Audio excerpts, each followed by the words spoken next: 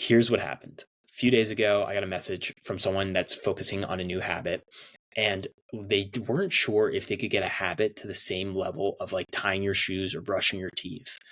I think it was brushing your teeth is how he like connected it to it, and he wanted my take on it. And I shared it with him, and then I thought, well, damn, this is really good and would be helpful for more people to understand. And that's where I thought it'd be great to do it for a full conversation today of, is it really possible to automate your habits? And how you can think about automation in your habits is like the habit of brushing your teeth or tying your shoes or putting on your clothes or going outside and opening up the door to your car. Like these things you don't really think about, you're just doing them. And those are considered habits. Because what can happen when you start something new is it can feel very fucking frustrating. And there can be a lot of stress that builds up from that. There can be a lot of resistance that can come up from the body. And I want you to avoid burnout.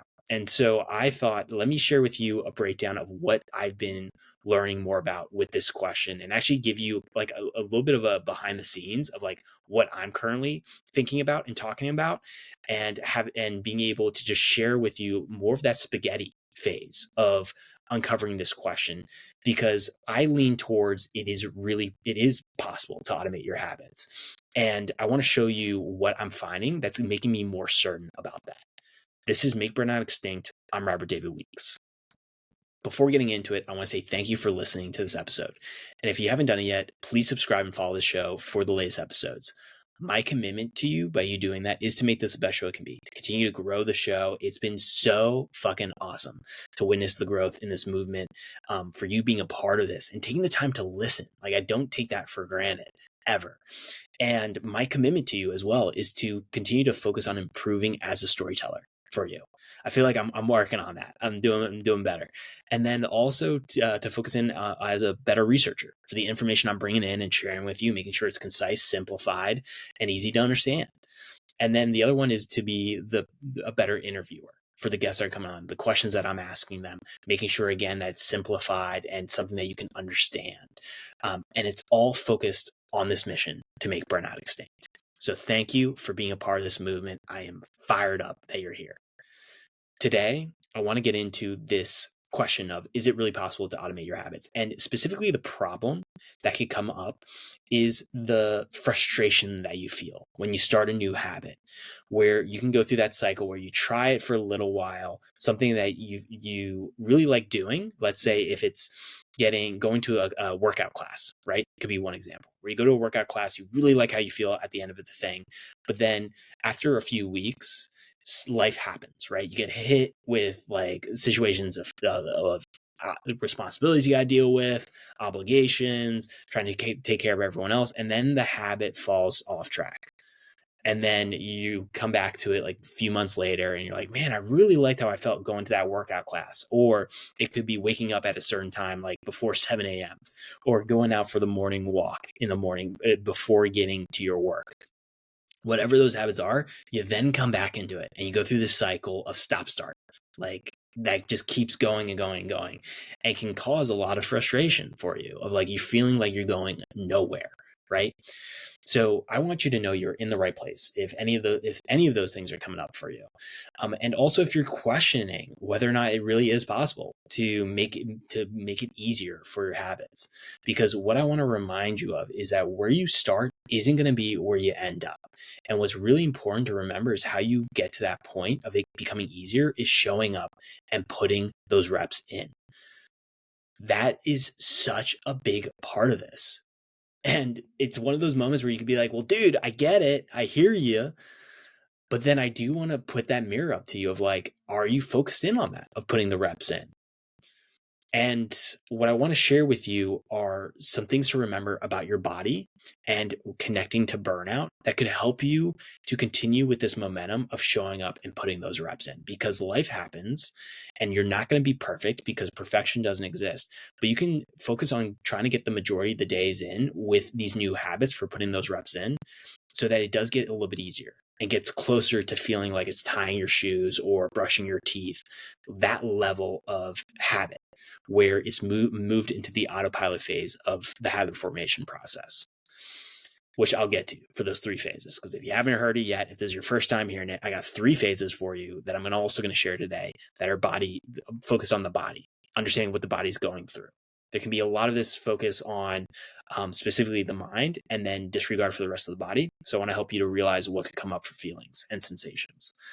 I then want to break it down more for a way that you could be responding to the stress in your life. And that connects to burnout with putting in the reps for your better habits. So I do want to address that. And then I want to talk about this brain structure, this group of brain structures that has opened up my awareness and has literally, I felt like literally has shifted my beliefs into what is possible with us as human beings and what we're capable of. I had an idea of like what I'm capable of, but this just opened it up to a whole new level that I'm really excited to dive in and share with you. So I'm going to get to that one too. That's going to be like in the middle of this thing. But where to start is at first the response that you could be going through for your body. And that could be causing it to be really difficult for you to have faith that it is possible to automate your habits. And that is this situation that I experienced a few days ago. Really, yeah, I think about it too. Like it was a few days ago. It's been something I've had awareness of for a little while now, and I've been having to navigate in my own life. And that is when you have a day that could happen, and you could relate to this, a day where things are going right for you.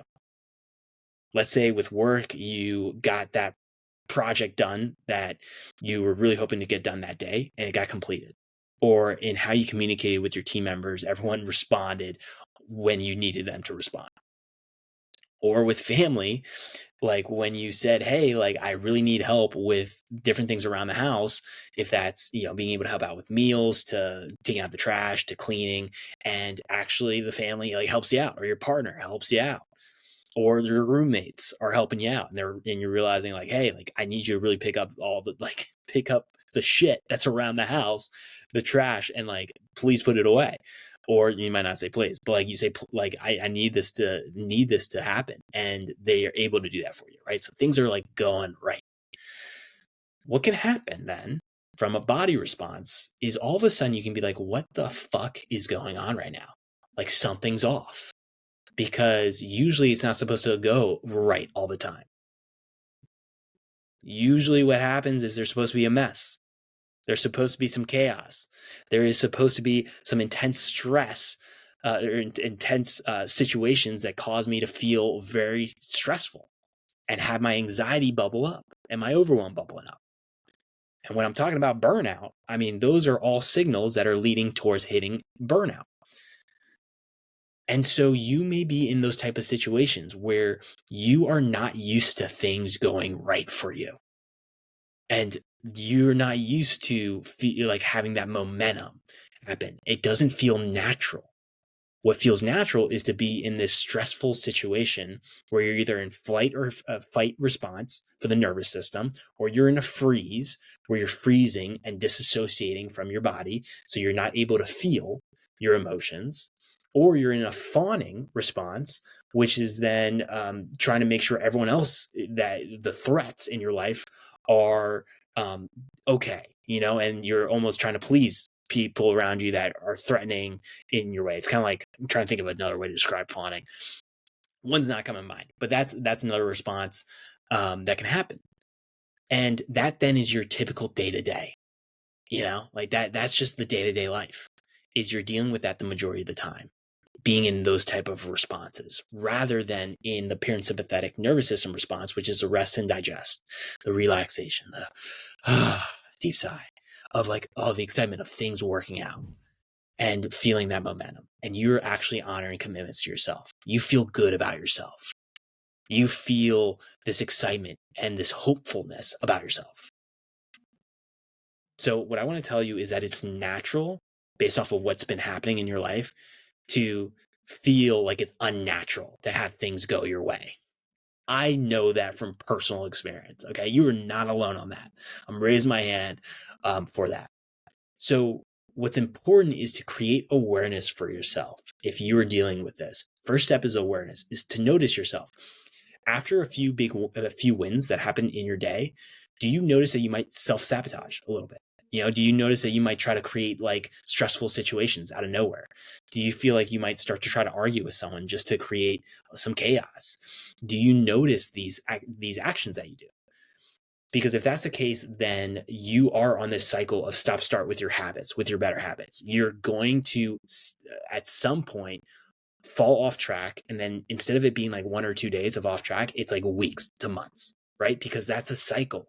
Because when things go well, you're looking for something to go wrong. And that's where like the whole idea of like the shoe's going to drop on the other end. So that right there is something that could potentially all of a sudden you may realize, oh shit, that's me. Like that's the cycle that I'm in. Well, what's great is when you have the awareness on it, then you can make those changes, right? And one way that you make those changes is that you work through the resistance that you would feel of wanting to try to do something that is going to cause you to get off track or create more stress. And you can realize, oh, I can push through and continue to show up for what I want in this day, and continue to remind myself that, oh yeah, it's natural for me to have things go well.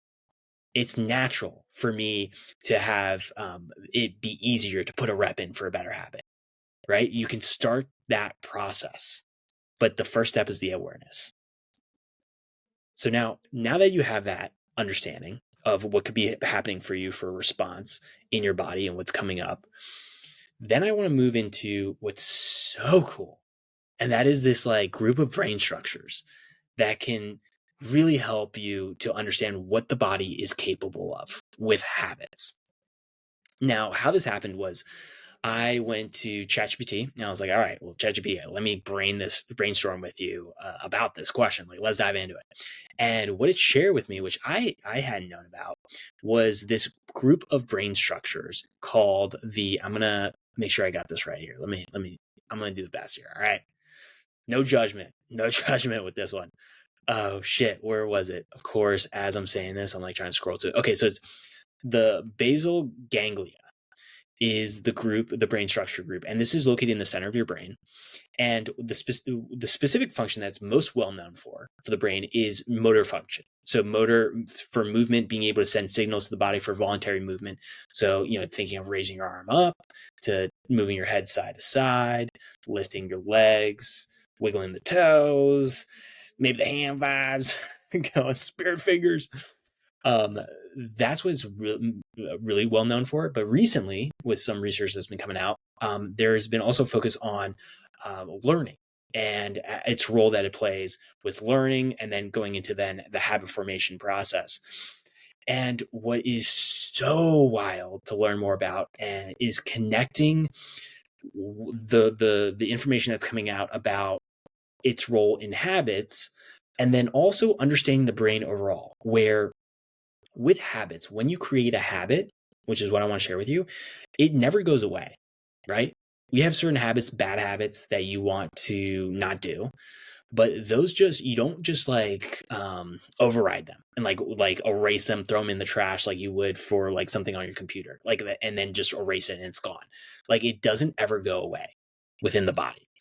But what happens is that if you have a new habit that you're wanting to implement, that's a better habit, you can then make that the dominant pattern for a specific area of your life rather than the bad habit. The way you can think about that is building muscles, right? There can be one muscle that can become bigger than the other.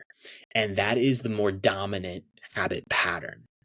And then it takes over. Then that other habit, the bad habit, it'll get smaller and smaller and smaller and tinier and tinier and tinier for its impact in your day to day. We're to the point where all of a sudden the other habit takes over. So that's cool. So the body keeps everything, all these habits. And then with the basal ganglia, what was discovered, which it's so cool, because what was discovered was the way I can imagine it for you is like thinking about like this cave that you go into, right? So you're going into this cave and you could go and see this like opening where it just drops, like it goes into a cavern, and you can't, let's say you have this flashlight and you can't see the bottom. It's just endless. And that's what's starting to come out for information that I'm finding, is that there is an virtually unlimited capacity for the brain and for ultimately the whole body to handle new habits, and specifically to handle habits that get into the autopilot phase of the habit formation process, which is connected to the basal ganglia. For that's where then the habits could go into for getting on autopilot, and there's less energy that's then being used from the body to perform that habit. That's where you get into tying your shoes, brushing your teeth, opening up the car door, putting your coat on. Like, you're not really thinking about those actions. Like, they're just happening. Maybe brushing your teeth. I mean, that one I'm focused on. I want to get a little bit better at that. But these other ones, like tying your shoe, I'm just like doing it. I'm not really thinking about it. So when you get to that level, those habits, that's where they really connect to the basal ganglia. And it's so interesting with the neuroplasticity. So this is something else for the brain. The brain, what happens is the brain is flexible. And so you can create new pathways, neural pathways, based off of new habits you're bringing into your life. And then you can think about it as that highway that's being built inside of you. And what happens is the more reps that you put in for a habit, the more structured this highway becomes, the more solid of a foundation this highway becomes, and it can become more defined, and it can even become more visible within the rest of your body. And that's where then you're moving through the habit formation process. And that's what, again, I want to highlight with you from an experience that I had for one of my habits. So what I do pretty much daily now, because it's gotten into the autopilot phase and has become an automatic habit, is how I get to think about it for brushing your teeth or tying your shoes. And that is called the EPIC method. There's this EPIC method that I do where I go and I do voice exercises to help with my voice. I also do breathing exercises to help allow my body to relax. And then I go into affirmations where I'll say, like, you are awesome, you are epic, you are sexy, you are loved. Like, I get into that vibe and it's fucking awesome. And then I closed out with a celebration for the body, and I did it. And then I go into like, quote my nightly routine, but really it's just like getting ready for bed. Then I go into getting ready for bed. But this thing, I like looked back because I document it every day for these habits. Again, not perfect for when it comes to habits in general, for actually the documentation process. But when I think back, can't remember a day where I haven't done this habit. It's been that long. And so for me, when I have the cue to go and do this, it's not something I'm really thinking about. I just go and like, I go do this. Like, I'll either do it in a separate room. I'll go to like the garage sometimes, especially right now we're here with my life partner's family, like for the holidays. So like I would go in the garage and just do it. And I'm not even realizing like I've gotten up and moved there until like I'm in the room and I'm like, oh yeah, okay, I'm doing the EPIC method. Like, it's one of those moments where, that idea of driving the car and all of a sudden a few minutes go by and you're like, holy shit, like I just got to this point. Like, how did that happen? It's sometimes that comes up for me where I'm like, I just go into that mode of like walking into the room and then I'm ready to do it. So what's interesting is I didn't get there. That's not where I started, right? So it took a process to go through it, to get it to that phase. And the first one was the awkward phase of the habit formation process. So with the body, it gets awkward. Like, anything new is going to create fear and uncertainty for the body. And so the body wants to keep you safe. So that's where the body is at the beginning. You can have some excitement and some momentum of trying to figure this stuff out. So it can be a little awkward, but you have to put this into your day-to-day life. You've already done stuff in your day. Now you're adding something new. And so that's where it can get a little awkward. But then after, let's say like maybe 2-3 days, maybe around 4 days is what I'm noticing, then you'll hit the next phase, which is the angry phase of the habit formation process. This is where you get that resistance, because the body is realizing that there's uncertainty here because you're putting in a new habit and it's starting to stick. And so with that uncertainty, the body wants to keep you safe. And that's where you can feel this like pull of wanting to go back to your old ways. It goes back to what I talked about at the beginning, where if you have things that are going right for you and you're not used to that, your body's going to try to bring you back to the old ways. And that's where you can get into this idea of self-sabotage, causing more stress for yourself for no reason, feeling like you're doing the stop start. So that goes back to this resistance phase. Like, this is what the body's doing. And what it's doing is something natural. It's wanting to keep you safe, which is awesome to recognize that, okay, cool, the body's doing that. But like, you don't need to be safe right now. Like you're okay. Like it's like whenever, let's say you're going in for that workout, like there's not this line coming in and about to attack you. Like you're good to be able to show up and put the rep in. And so that resistance phase will then come up where you have to show up and put the reps in, recognize what's going on with the body. But as you put more reps in, you're getting closer to then the autopilot phase. And when you notice real intense resistance from the body, that's when that can be a very powerful signal for you that you're really, really close to this next phase of autopilot, which is where it then can connect to the basal ganglia, where you are doing this with little friction. Like it is just automatic. It can feel like you're still maybe consciously having to think about this, but then for getting ready to go do the habit, like there's very low friction of resistance. And that is where, when you're at that phase, that's something to celebrate. Like that's fucking awesome for you. And like you have made progress and you've gone through the really difficult part. What can happen though, and something I want to remind you of, is this cycle, what I realize, this cycle has to repeat a few times in order for it to solidify into that last phase of autopilot phase that connects to the basal ganglia. Because what happens is in those first two phases, you're having conscious energy, conscious effort to have to show up and put those reps in. During the awkward and the angry phase, that causes the body to have to use more energy in order for you to show up.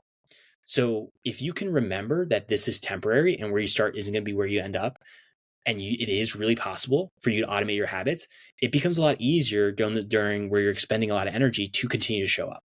Because once you move this into connecting with the basal ganglia for the brain, the group of brain structures, there's less energy required in order for you to perform the habit.